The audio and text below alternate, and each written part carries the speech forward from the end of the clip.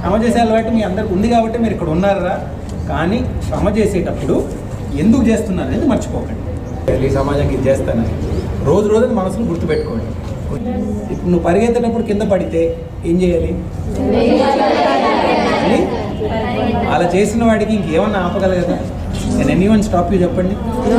చుట్టూరు కొన్ని మంది వచ్చి నువ్వు అమ్మాయి నీతో అవ్వదు, నువ్వు సేఫ్ ఉద్యోగం తీసుకో, నువ్వు ఇక్కడ బ్యాంక్ ఉద్యోగం రాయి, నువ్వు ఇక్కడ చిన్న ఉద్యోగం తీసుకో, కిరాణా కొట్టు పెట్టుకో, పెళ్లి చేసుకో, నీకు పెద్ద పదవులు ఎందుకు, నీతో ఎలా అవుతుంది, సిటీ వాళ్ళకే ఆ ఉద్యోగాలు, ఇంగ్లీష్ మాట్లాడడం రాదు నీకు, ఇవన్నీ మాట్లాడే వాళ్ళకి మనం ఏం చెప్తాం?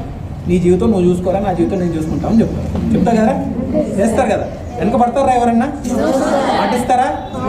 బెస్ట్ లక్ రా. మీరు ఎంత ఎదిగితే అంత సంతోషం రా. మాకు మీకు కావాల్సిందంటే మీ ప్రిన్సిపల్ గారు అన్న ముందు నుంచి మీ అండగా ఉన్నారా?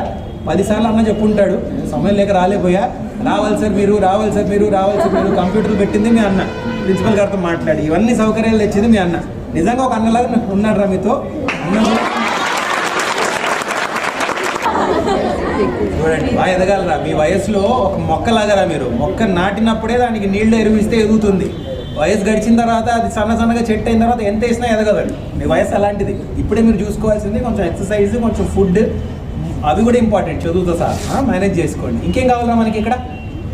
Any other requirement?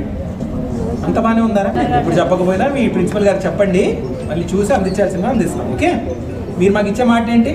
అద్భుతంగా చదువుతారు, చిన్న ఆలోచన వద్దు, చిన్న ఆశలు వద్దు, అన్నిటికన్నా పెద్ద పోస్ట్, అన్నిటికన్నా పెద్ద ఉద్యోగం ఏం చేయగలరు, అదే మీ టార్గెట్, అదే మీ టార్గెట్. సరేనా? అందిన తర్వాత ఒక మాట ఇస్తున్నారు, వచ్చి ఒక 10 మందిని ఆదుకొని వెళ్తారని మాట ఇచ్చారు. గుర్తుపెట్టుకుంటారు కదరా?